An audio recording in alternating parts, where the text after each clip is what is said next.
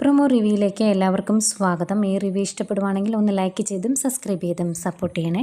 അപ്പം ദേവയാനി ഇങ്ങനെയൊക്കെ പറഞ്ഞിട്ട് പോയി കഴിയുമ്പം മുത്തശ്ശനോട് പറയുന്നുണ്ട്, അനാമിക മറ്റു പയ്യന്മാരുടെ കൂടെ കറങ്ങി നടക്കുന്നതായിട്ട് ചില സംസാരങ്ങളൊക്കെ വീട്ടിൽ നടക്കുന്നുണ്ട് എന്ന്.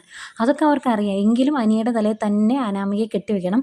കാരണം ആ വീട്ടിലോട്ട് കയറി വന്ന ആരും ബന്ധം പിരിഞ്ഞിട്ടില്ല പോലും. സ്വന്തം കൊച്ചുമകൻ്റെ ജീവിതം കോഞ്ഞാട്ട ആയാലും വേണ്ടില്ല, കുടുംബത്തിലെ നിയമങ്ങൾ അതേപടി തന്നെ പാലിക്കണം. പിന്നീട് ആദർശിനെ കാണിക്കുന്നുണ്ട്. ആദർശും നയനയും കൂടി ഗോവിന്ദൻ്റെയും കനകയുടെ അടുത്ത് പോയതാണ്. ഈ വിവരങ്ങളൊക്കെ അറിയുമ്പം ഇനിയിപ്പം അനാമിക ഇങ്ങോട്ട് വരില്ലായിരിക്കും എന്നുള്ള രീതിയിൽ ഗോവിന്ദൻ സംസാരിക്കുമ്പം ആദർശ് പറയുന്നുണ്ട്, അങ്ങനെയൊന്നും അവൾ ഇറങ്ങിപ്പോകുകയില്ല. അവളുടെയും അവളുടെ അച്ഛൻ്റെയും ഒക്കെ ലക്ഷ്യം ഞങ്ങളുടെ വീട്ടിലെ സ്വത്തും പണവും ഒക്കെ തന്നെയാണ് എന്ന് പറയുവാണ്. അന്നേരം ഗോവിന്ദൻ ചോദിക്കുക, ഇപ്പോൾ എല്ലാവരും സത്യം അറിഞ്ഞ സ്ഥിതിക്ക് അവളുടെ ജീവിതം പരിങ്ങലിലാവില്ലേ അനന്തപുരിയിൽ എന്ന്. പിന്നീട് അനാമികയുടെ അടുത്ത് പോയി കാല് പിടിക്കുന്ന നമ്മുടെ ജാനകിയെ കാണിക്കുന്നുണ്ട്.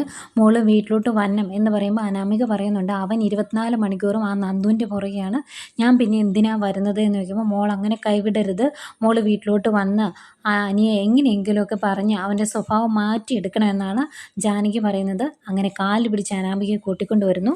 ഏതായാലും വീട്ടിലോട്ട് വരുന്ന അനാമിക നവ്യയുടെ കുഞ്ഞിനെ മടിയിലിരുത്തി കുറുക്കൊക്കെ കൊടുക്കുകയാണ്.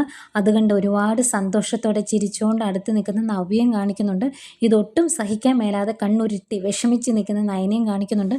നവ്യയ്ക്കാണെങ്കിൽ ഇപ്പോൾ ഏറ്റവും കൂടുതൽ സ്നേഹം സ്വന്തം കുഞ്ഞിനെ കൊല്ലാൻ വേണ്ടി വിഷം തരാൻ പോലും മുൻകൈ എടുത്ത അനാമികയോടുമാണ്.